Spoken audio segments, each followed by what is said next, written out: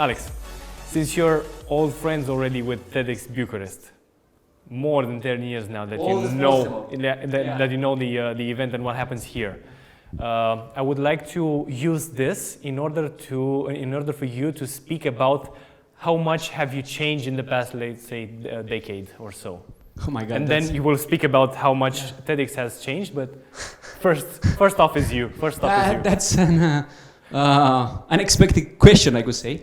First, yes, I was here at the opening edition of TEDx Bucharest, and how much I did change. Yeah. And you can point out probably some things, some of the major. I don't like the word change. I'm afraid of change. I don't like to change. Why change? For me, changing is going from point A to point B in a very sudden action. So you hit me with a hammer in point A, and eventually if I will get up in point B, I will not know what the hell is happening with me. You know. So not too sudden. So I don't like change. I prefer to believe in transformation. Okay. Transformation is something different, in my opinion. Transformation is having and giving yourself the time in order to learn something along the way. So I don't really consider I'm changed. Maybe I'm only transformed in the way that not only each summit that I climbed or not did help in this hopefully good transformation, right? But also, each people that I met along the way, I don't know, during my treks to the base of the mountains. Because, everybody knows about the Sherpas of Nepal. And right now, the name become a noun. Sherpa is synonymous with a high altitude porter, but actually Sherpa, it's the name of a community, of an ethnicity, right? But in Nepal, we have more than 70 different ethnic groups. Tamang, Newar, Magar, Chetri, so on. Exactly. It's an extraordinary ethnical pot, Nepal, right? So I like to I have my eyes, my ears, and my soul open to everything that's around me. In the way that everything, I consider that it can be your greatest teacher if you really manage to look in the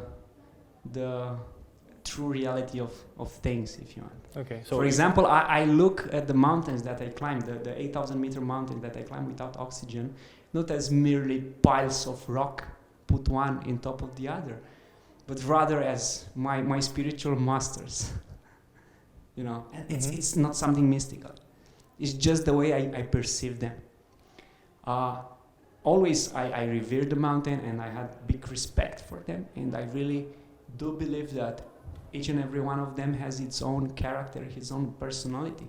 But for me, it's even more. I was often asked, when I'm speaking with people that are not really mountaineers, for them, when they are in a plane, all the mountains look the same, all the summits look the same.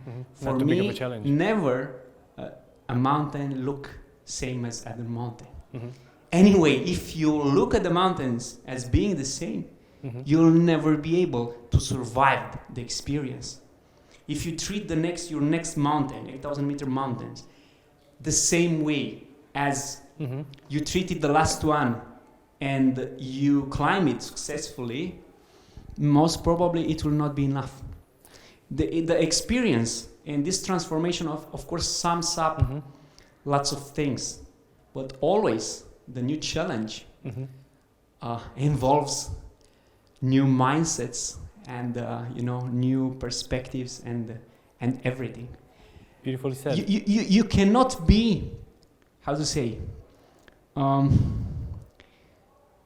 in order to climb a high mountain, you must first get yourself tuned in with the frequency of that mountain, with what that mountain involves in order to let himself climb. Okay. It's not you climbing the mountain. It's the mountain that allows you to climb it. If you are enough humble, enough prepared, and you have enough experience, and of course, also you need some planets to align for the summit night. There's definitely the fingers crossed for somebody over there. Yes, but this is not pure luck. Mm-hmm. You know, when you look at the videos from the summit that I've been on, like the one that I previously showed in TED, you know, you saw it's a beautiful weather. And people say, oh my God. I could do that. You were so lucky, you had this weather. Yeah.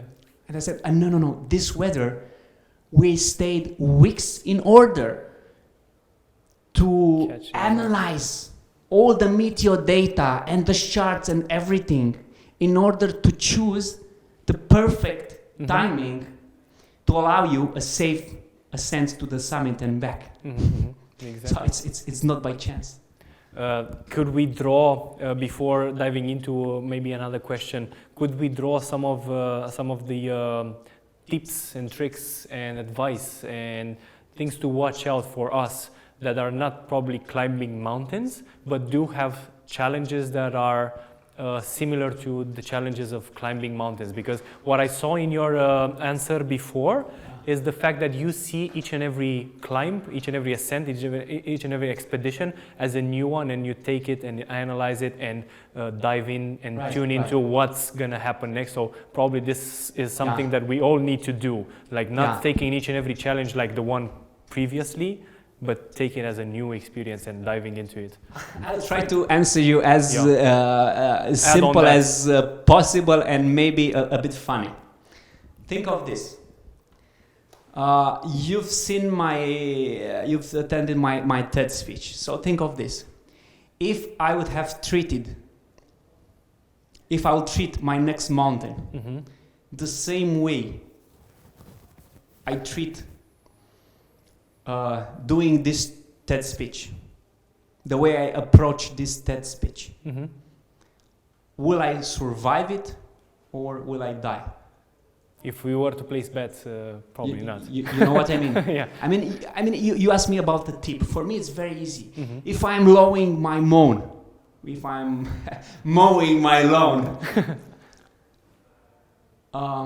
the way, if I treat my climbing at 8,000 meters, the way I'm mowing my lawn, will I survive or will I die?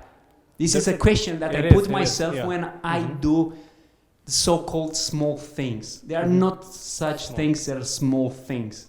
It is related with being there. If you are mowing your lawn, you are mowing your lawn. You are not making a shower. The shower you take afterwards. You don't think about taking the shower. When you are mowing your lawn, you try to understand what is happening with you while mowing your lawn. You connect with the mower, you connect with the grass, you are in nature. So it's about the state of being present. Okay. Could you because when we are not present, we are not giving our best. So if I'm not giving our best while climbing at 8,000, I'll certainly die. So that's why when I'm doing the small things here, okay, I came here for talking at TED. I could have just went there without much preparation, and maybe I would have said nice things. But the question is, if I would have done like that, translating this to 8,000, this situation will get me into trouble, will kill me, or will give me a life. That's why I'm saying. So this is my tip, if I can say so, because I cannot afford to lecture or to do these things. What I'm saying is that I put this simple question: the way I'm mowing my lawn is good enough that I will survive at 8,000 meters if I will have the same attitude towards my climbing or not. Okay, so be there and be prepared for exactly what you're about to do and not for anything If you are else. there, you are there. Because otherwise you are stealing moments out of your life. If you are mowing the lawn and you are getting crazy about the deadlines that you have with some different project, Mm-hmm. it will be of no use. That's the relevance of mowing the lawn. Mowing the lawn teach you to stay in the present. It's a very, it has nothing to do with gardening, with agriculture, with whatever. Mowing the lawn, it's about being in the present. We should being watch out zen. on that. It's the same with cleaning your house. We have this thing of putting themes to editions. So now that we are here 10 years after your first step on stage, 11 years, wow. Actually, yeah, and then things have transformed. I put a challenge to you, as we did the Metamorphosis theme for TEDx, this edition of TEDx. Would you put a name or a word or some sentence, a short sentence, to Alex Găvan at the moment, like describing it very, very briefly with not more than a couple of words. Expanded. Okay. You said one word, yeah. So I afford myself not to develop it. That's good enough. So how was your experience, to wrap up the moment here? How was your experience so far with the event, with the people, with the team of organizing? This event is nothing more than a framework. I mean, at least this is the way I look at it. Yeah, give us your perspective, exactly. Because it's not just a simple conference. So basically, while I'm attending other speeches, one speaker must just say something that it will, in his own presentation, that it will click me something, trigger something in a totally different area of my life, and help me make connections. So in my opinion, TED is about this, how we say, this synergy of things. That for me, here I'm coming here to learn. I'm coming here to learn. It's all about learning. Could not say it better. And about love. And about love is the way I ended my speech with. Love, it's a life to be lived. Thanks because for actually, showing us everything we are learning, it gets us closer and closer to really learning how to really love in the end.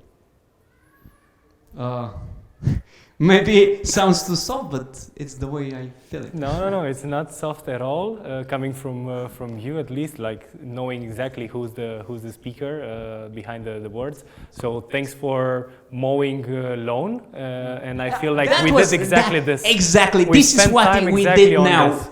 Right now we mowed the lawn.